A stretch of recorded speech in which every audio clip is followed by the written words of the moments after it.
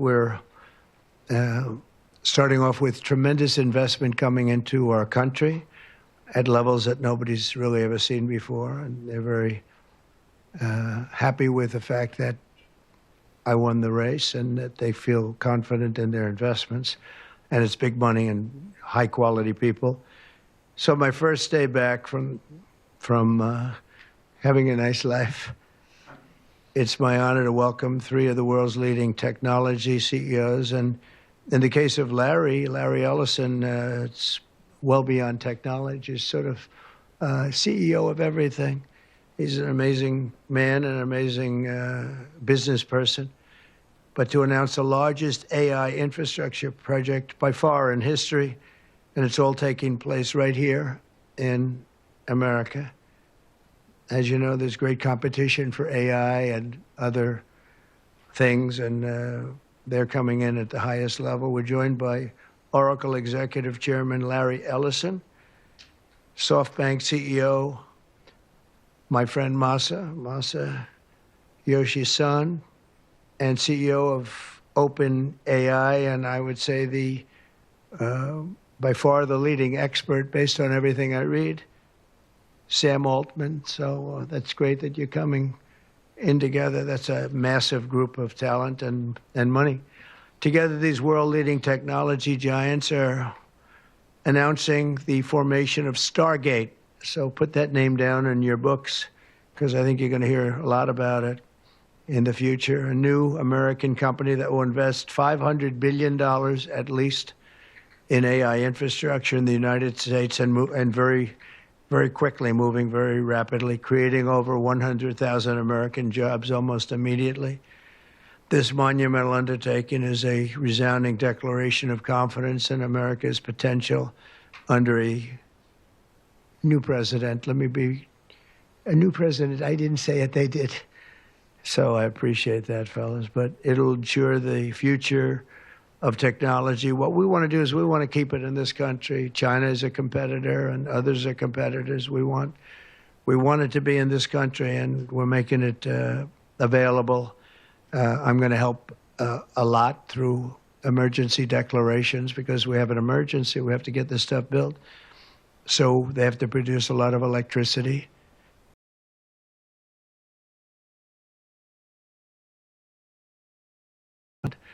Where they'll build, at the plant, the AI plant, they'll build energy generation, and that will be incredible. But it's technology and artificial intelligence, all made in the USA. Beginning immediately, Stargate will be building the physical and virtual infrastructure to power the next generation of advancements in AI, and this will include the construction of colossal data centers, very, very massive structures. I was in the real estate business. These buildings, these are big, beautiful buildings. They're going to employ a lot of people. And physical campuses in locations currently being scouted nationwide. They're making their choices of locations. I think they have their choice. I'd like to ask Larry, Sam, and Masa to say a few words and just talk a little bit about what they're doing, and if you have any questions, and then we'll go into a couple of other subjects also. But this is, to me, a very big thing. $500 billion Stargate project. I think it's going to be something that's very special. It'll lead to something that could be the biggest of all.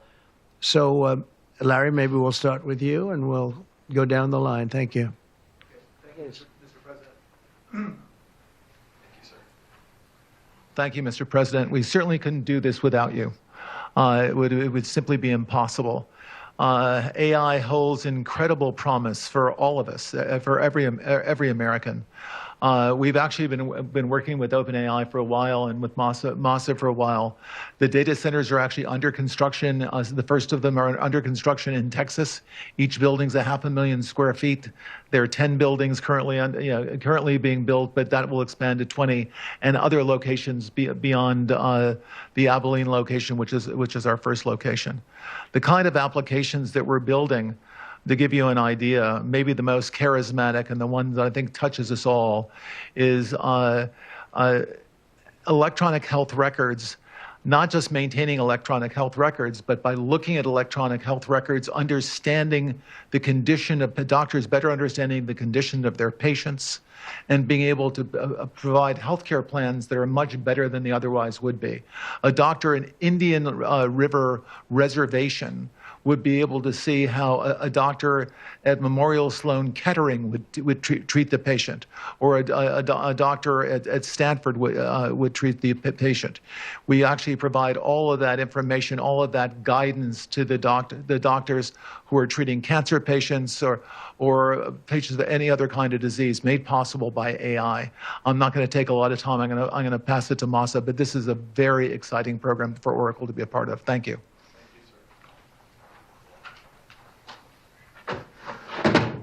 Thank you. That really helped. That's good. That's great. I feel tall now. Thank you. Well, Mr. President, last month I came to celebrate your winning and promised that we will invest $100 billion. And you told me, oh, Masa, go for 200. Yeah. Now I came back with 500. Because this is as you said yesterday, this is the beginning of golden age of America. This is one great example, I think, right? We wouldn't have decided to do this. I think so. This is the beginning of golden age. We wouldn't have decided unless you won. And yesterday we agreed, we signed to make this happen. It's great. Because of this day. Very nice. So we would make this happen. We would immediately start deploying $100 billion with a goal of making $500 billion within next 4 years, within your term. Yeah. Right? Because of your success. So we are very, very excited to do this. And our partner is, of course, Softbank, OpenAI, Oracle, and additionally investing partner with MGX. On top of that, we have the technology partner, NVIDIA, and of course, Microsoft has been very, very supportive to SAM and continue to support all our success. This is not just for business. As Larry said, this will help people's life. This will help solving many, many issues, difficult things that otherwise we could not have solved with the power of AI. I think AGI is coming very, very soon. And after that, that's not the goal. After that, artificial super intelligence will come to solve the issues that mankind would never ever have thought that we could solve. Well, this is the beginning of our golden age. Thank you very much. Thank you very much. Fantastic. Sam. I don't have too much to add, but I did want to say I'm thrilled we get to do this in the United States of America. I think this will be the most important project of this era. And as Masa said, for AGI to get built here, to create hundreds of thousands of jobs, to create a new industry centered here, we wouldn't be able to do this without you, Mr. President. And I'm thrilled that we get to. I think it'll be an exciting project. I think we'll be able to do all of the wonderful things that these guys talked about. But the fact that we get to do this in the United States is, I think, wonderful. So thank you very much. Could you just say one word? I hear so many positive things about what it's going to do for medical research and for solving things, cancer and all the different problems. How will AI help us with the fight against the various problems, diseases, etc.? These guys can maybe share more about some of the work they're doing there. I think they'll jointly be some of the leaders about driving progress here. But I believe that as this technology progresses, we will see diseases get cured at an unprecedented rate. We will be amazed at how quickly we're curing this cancer and that one and heart disease, and what this will do for the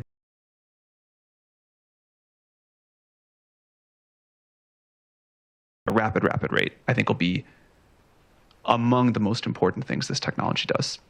Very good. Very good. Thank you. Can I speak and answer that question, Mr. President?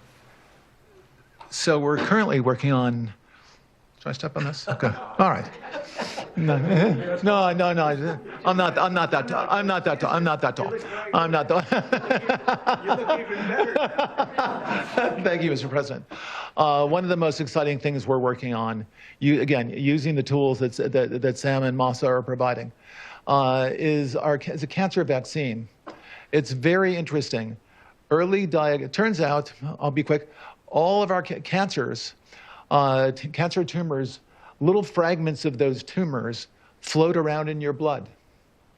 So you can do early cancer detection. If you can do using AI, you can do early cancer detection with a blood test.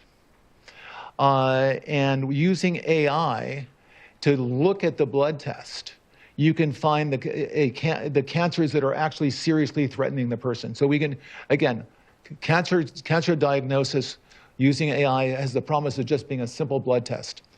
Then beyond that, once we gene sequence that cancer tumor, you can then vaccinate the person, design a vaccine for every individual person to vaccinate them against that cancer. And you can make that vaccine, that mRNA vaccine, you can make that robotically, again using AI, in about 48 hours. So imagine early cancer detection, the development of a cancer vaccine for your particular cancer aimed at you, and have that vaccine available in 48 hours. This is the promise of AI and the promise of the future. Great, thanks. Thank you, sir.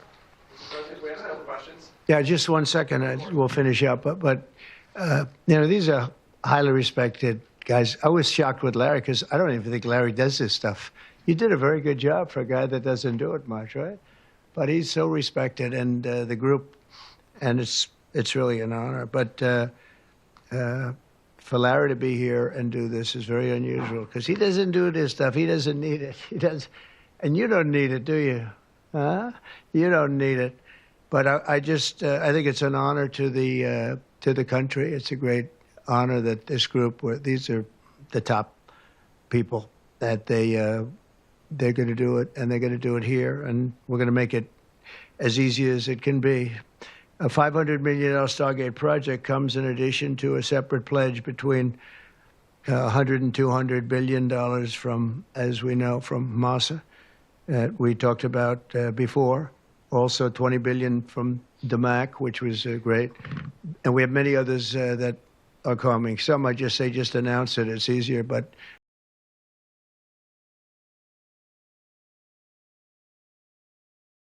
do it this way, but we're letting the world know what's happening.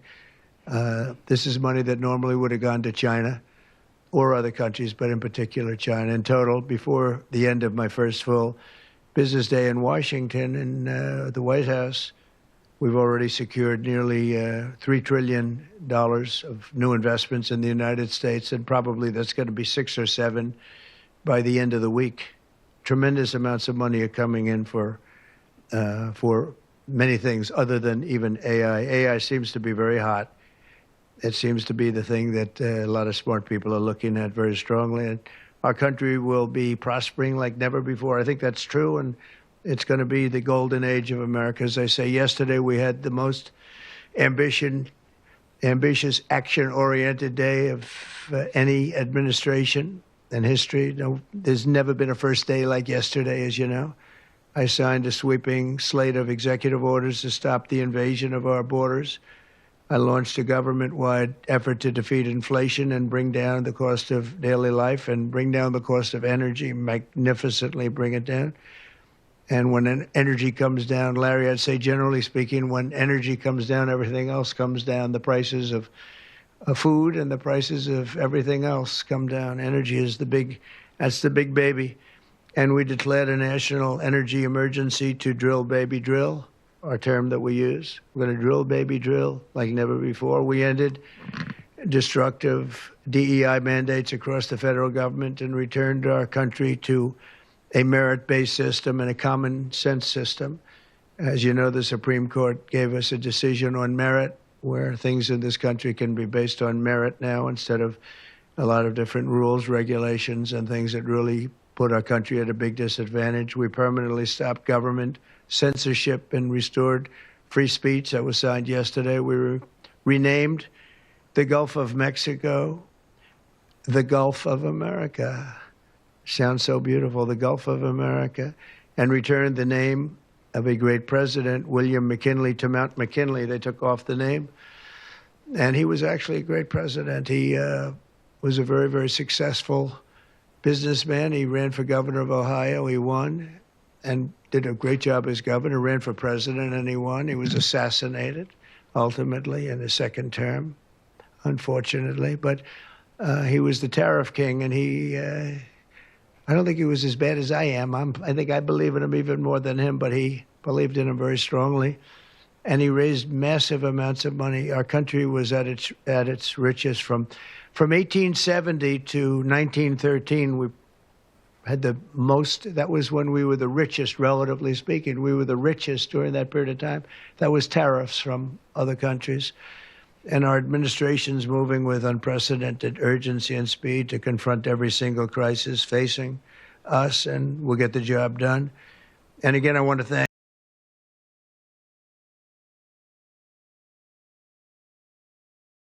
some of the executive orders, you would agree that it's never acceptable to assault a police officer. Sure. Right? So then if I can, among those you pardoned DJ Rodriguez. He drove a stun gun into the neck of a DC police officer who was abducted by the mob that day. He later confessed on video to the FBI and pleaded guilty for his crimes. Why does he deserve a pardon? Well, I don't know. Was it a pardon? Because we're looking at commutes and we're looking at pardons. Okay, well, we'll take a look at everything. But I can say this. Murderers today are not even charged. You have murderers that aren't charged all over. You take a look at what's gone on in Philadelphia, take a look at what's gone on in LA, where people murder people and they don't get charged. These people have already served years in prison, and they've served them viciously. It's a disgusting prison. It's been horrible. It's inhumane. It's been a terrible, terrible thing. I also say this, you go to Portland, where they